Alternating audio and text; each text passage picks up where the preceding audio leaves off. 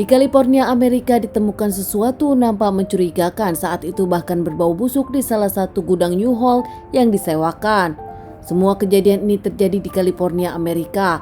Bahkan akhirnya ketahuan di bulan Agustus karena beberapa bulan nunggak dan akhirnya pemilik gedung pun membuka ruangan tersebut. Saat diperiksa di dalamnya bau busuk gak enak terlihat dari box besar yang ternyata di dalamnya dililit oleh lakban. Ternyata saat diperiksa di dalamnya adalah plastik berisikan jasad hingga akhirnya dilaporkan kepada pihak kepolisian.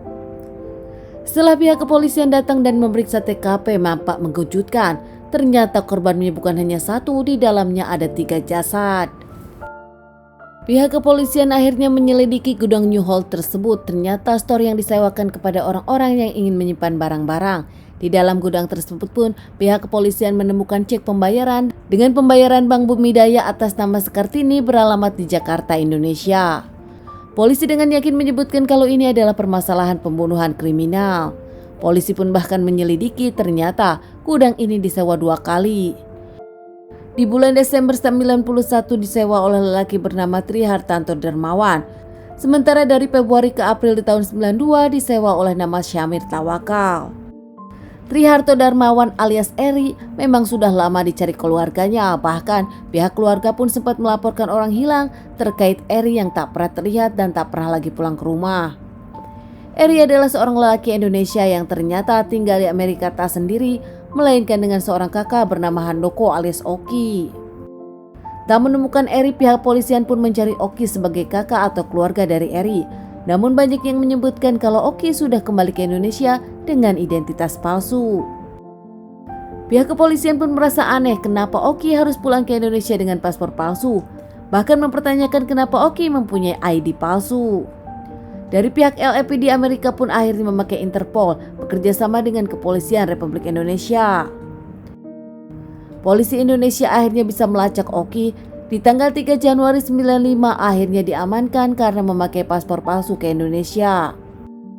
Harnoko Dewantono alias Oki ternyata anak bank pejabat Indonesia bernama Hernandi Demamin dan sang ibu Sekartini yang juga bekerja di Bank Bumi Daya. Keluarga Oki cukup dikenal di Indonesia, bahkan bisa disebutkan kalangan konglomerat. Namun Oki sendiri berasal dari keluarga broken home, sang ayah dan sang ibu sudah cerai sejak lama. Oki pun mendapat keuangan dari 2 sumber, yaitu dari sang ayah dan juga sang ibu. Ke Amerika sendiri Oki dulu dengan pacarnya Ipung memakai visa pelajar di tahun 80-an. Oki sendiri sempat tinggal di Kansas, namun akhirnya memilih pindah ke Los Angeles dan tak lama Eri adik Oki pun menyusul ke LA. Lalu benarkah Oki ada hubungan dengan ketiga jasad tersebut? Ada apa dan kenapa Oki? Akhirnya Oki pun menceritakan kronologisnya. 3 jasad yang ada di dalam box tersebut adalah Suresh Mirchandani, Kina Sultan Anwar, dan juga Tri Hartanto Darmawan yang tak lain adalah adik dari Oki sendiri. Setelah didesak pihak kepolisian, akhirnya Oki mengakui semuanya, menyebutkan dirinya pelakunya, bahkan menyewa tempat itu dengan 2 nama berbeda agar dirinya tak ketahuan. Meski di awal penuturan Oki bertele-tele, bahkan Oki kerap memberikan keterangan berbelit-belit, namun akhirnya Oki pun bercerita. Kronologis pertama dirinya menghabisi Suresh, Oki menyebutkan di tahun 90-an dirinya berbisnis laundry.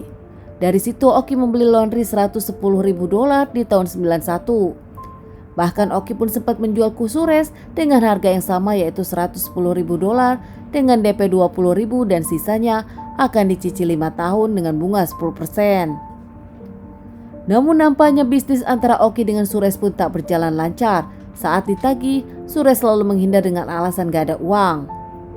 Hingga akhirnya Oki pun mengajak Eri sang adik untuk menemui Suresh dengan membawa pistol yang dibawanya dengan atas nama Eri. Tanpa banyak yang tahu kalau Oki membeli pistol atas nama Eri. Di perjalanan Suresh dan Oki pun akhirnya bertemu dan bicara. Saat itu Oki menagih ke Suresh lagi, namun lagi-lagi Suresh menyebutkan tak ada uang, bahkan berniat mengembalikan usaha laundry Oki meskipun DP-nya hilang. Tak menunggu waktu lama, Oki pun langsung menembak Suresh di dalam mobil tersebut. Saat itu Eri ada tapi nampak tak bisa berbuat apa-apa. Tak lama Oki pun menelepon Ipung untuk meminta dibelikan box besar.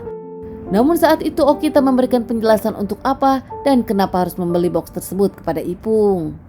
Usai box terbeli, Oki pun menyimpan jasa Suresh di box tersebut, memindahkan beberapa kali gudang hingga akhirnya berlabuh di gudang U-Haul.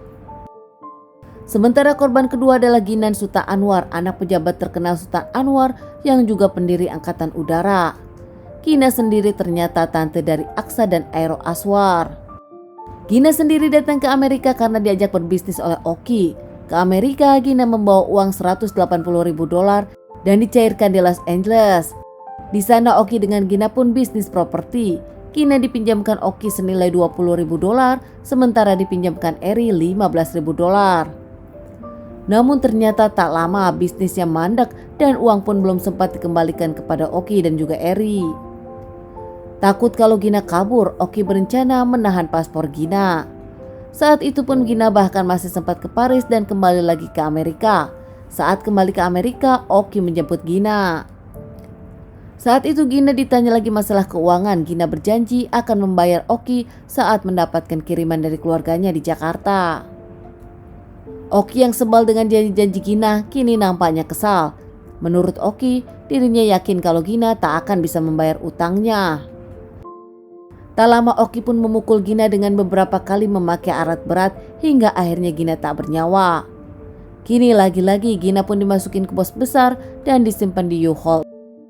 Kini lagi-lagi nampaknya dijadikan solusi untuk Oki memasukkan jasad ke box. Oki pun menyimpannya di hold. Korban ketiga Oki tak lain adalah adiknya sendiri, Eri. Saat itu keduanya minum bersama, malah saat itu keduanya pun masih membahas tentang properti. Oki dan Eri keduanya minum bersama membahas tentang bisnis masalah properti mereka. Namun nampaknya tak menemukan kecocokan hingga akhirnya cekcok. Eri mulai kesal dan Oki memang ternyata di awal ingin menghabisi Eri karena Eri tahu tentang rahasia Oki menghabisi 2 orang. Saat ada cekcok dengan adiknya sendiri,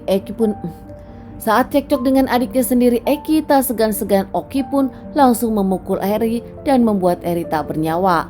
Dan lagi, Eri pun dimasukkan ke box yang sudah dibeli sebelumnya.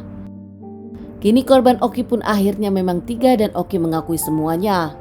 Harusnya Oki dibawa ke Amerika, namun ternyata antara Amerika dengan Indonesia tak ada perjanjian ekstradisi.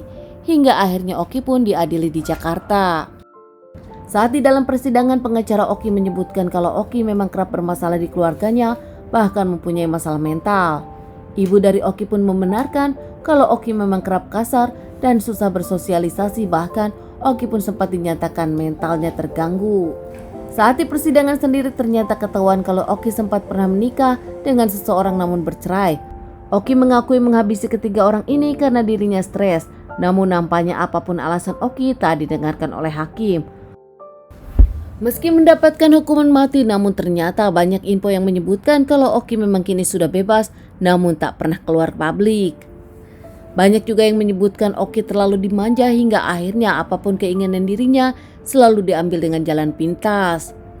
Keluarga Oki pun menyadari kalau Oki berbeda hingga akhirnya memaafkan atas kematian Eri. Berbeda dengan 2 korban lainnya, keluarganya menginginkan Oki tetap dihukum mati, namun bingung kenapa Oki kini sudah bisa bebas.